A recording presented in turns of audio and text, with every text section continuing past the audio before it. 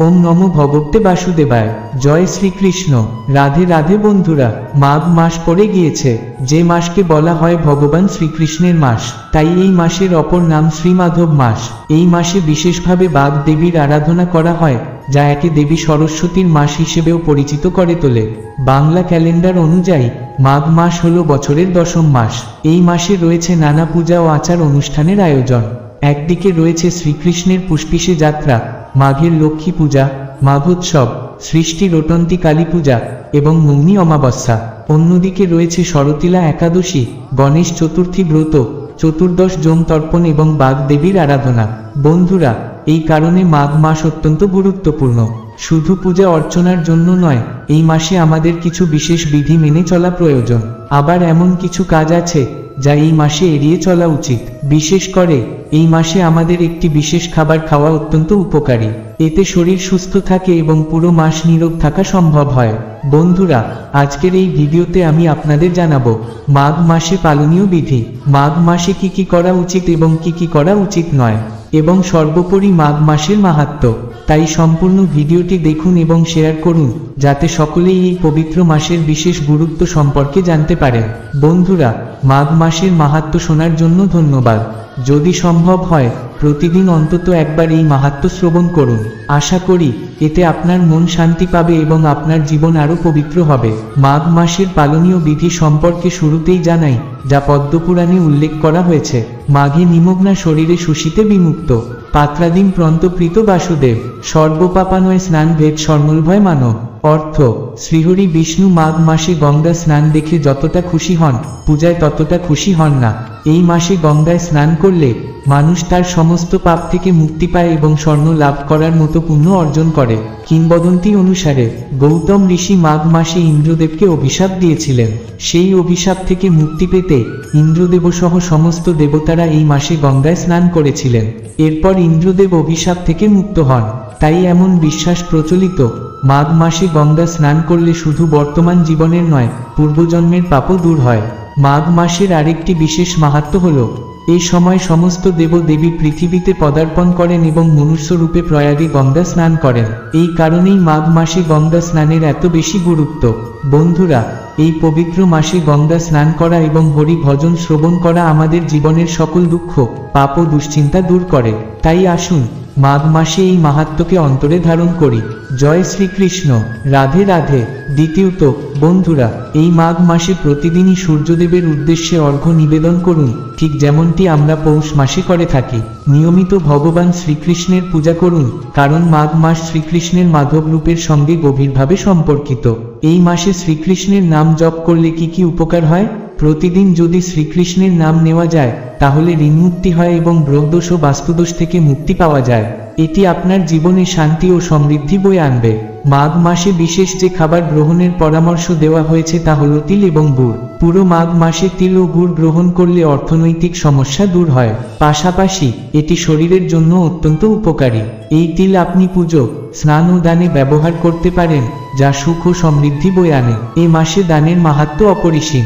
তিলদানের পাশাপাশি গুড়, কম্বল, ঘি, গীতা, অন্ন, বস্ত্র ও স্বর্ণ দানকে অত্যন্ত উত্তম বলে বিবেচনা করা হয়েছে।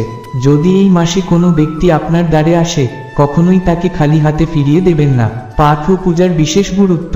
মাঘ মাসে গীতা পাঠ করলে এবং প্রতি বৃহস্পতিবার মা লক্ষ্মীর পূজা করলে গৃহে কখনো অভাব আসে না, দাম্পত্য জীবন সুখী হয়, সন্তান সম্পর্কিত সমস্যাও দূর হয়। মাঘ মাসে কি এড়িয়ে চলা উচিত? যথাসম্ভব ভাজা ও তৈলাক্ত খাবার এড়িয়ে চলুন। দীর্ঘক্ষণ সকালে ঘুমানো এবং স্নান না করা এই মাসে অশুভ বলে গণ্য করা হয়। পূজা, ব্রত, জপ বা তপস্যা করলে কখনোই মিথ্যা কথা, কঠোর বাক্য, হিংসা এবং লোভ করবেন না। বন্ধুরা, এই ছিল মাঘ মাসের মাহাত্ম্য ও পালনীয় বিধি। আশা করি এই পবিত্র মাহাত্ম্য আপনাদের ভালো লেগেছে। শুরু করছি শ্রীমাধব মাসের মাহাত্ম্য কথা। পদ্মপুরাণে বর্ণিত আছে, একবার রাজা দিলীপ উপযুক্ত পোশাক পরিধান করে শিকার করতে বনে গেলেন। ধনুক, তলোয়ার, সাঙ্গপাঙ্গ ও ঘোড়া নিয়ে তিনি যাত্রা করলেন। ক্ষত্রিয়দের ধর্ম হল যুদ্ধ করা, কিন্তু শান্তির সময়ে যখন কোনো যুদ্ধ থাকে না, তখন বনে গিয়ে শিকার করার অনুমতি তাদের দেওয়া হয়েছে। বনে গিয়ে কি ঘটল? রাজা একটি জন্তুর পেছনে ধাওয়া করতে করতে গভীর অরণ্যে প্রবেশ করেন এবং পথ হারিয়ে ফেলেন। বহুক্ষণ ঘোরাঘুরি করার পর তিনি এক সুন্দর পদ্মদল শোভিত, পাখিদের গুঞ্জনমুখর বিশাল জলাশয়ের কাছে এসে পৌঁছালেন। সেখানে তিনি সারিত মুনিকে ধ্যানমগ্ন অবস্থায় দেখতে পেলেন। শীর্ণকায় মুনির দেহ ছিল একাগ্র, তিনি নিরন্তর ভগবান শ্রীবিষ্ণুর নাম কীর্তন করছিলেন। রাজা মুনিকে দেখে শ্রদ্ধায় প্রণাম করলেন। মুনির মন্তব্য ও রাজার প্রশ্ন। মুনি রাজাকে দেখে বললেন, হে রাজন, এই পবিত্র মাঘ মাসের প্রাতে তুমি এখনো স্নান সম্পন্ন করনি? রাজা কৌতূহলী হয়ে জানতে চাইলেন, হে মুনিবর, এমন আবশ্যকীয় স্নানের তাৎপর্য কি? মুনির নির্দেশ ও রাজা দিলীপের যাত্রা। মুনি রাজাকে বৈশিষ্ট্য মুনির কাছে পাঠালেন পূর্ণাঙ্গ উত্তর পেতে। বৈশিষ্ট্য মুনি তাকে বললেন, বৈশাখ, কার্তিক এবং মাঘ, এই তিনটি পুণ্য মাস অত্যন্ত গুরুত্বপূর্ণ। এই সময়ে বসন্ত ঋতু ধীরে ধীরে বিদায় নেয় এবং শীত ঋতুর আগমন ঘটে। পুণ্যপ্রার্থী এই সময়ে গঙ্গা স্নান ও পবিত্র কার্য সম্পন্ন করে অশেষ পুণ্য অর্জন করতে পারেন।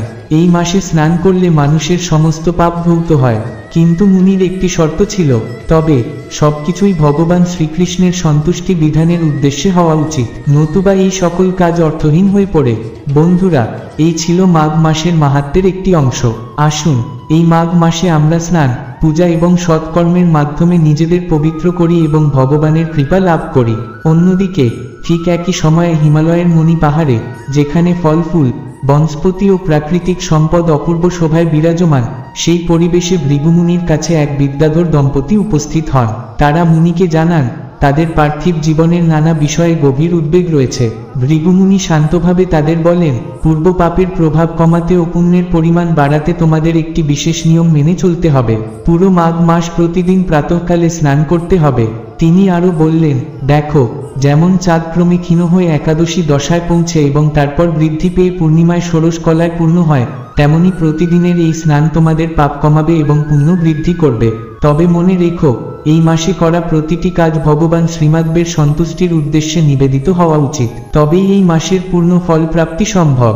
মাঘ মাসের মাহাত্ম্য। ভৃগুমুনির এই কথার মাধ্যমে মাঘ মাসের মাহাত্ম্য আরও স্পষ্ট হয়ে ওঠে। তিনি জানান, এই মাসে গঙ্গা স্নান বিশেষভাবে শুভ। সম্ভব হলে গঙ্গার জল দিয়ে স্নান করো, আর প্রতিদিন শ্রীমাদ্বের পূজা করো, তার নাম জপ করো, তাহলেই জীবনের সমস্ত সমস্যা দূর হবে।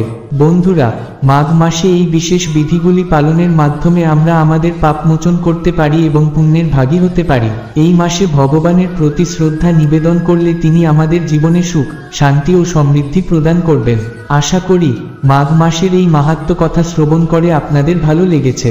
ভালো লাগলে লাইক করুন, শেয়ার করুন এবং অবশ্যই আমাদের চ্যানেলটি সাবস্ক্রাইব করতে ভুলবেন না। সবাই ভালো থাকুন, সুস্থ থাকুন, এই প্রার্থনা করি। আজকের মতো এখানেই শেষ করছি। নমস্কার, ধন্যবাদ, জয় শ্রীকৃষ্ণ, রাধে রাধে।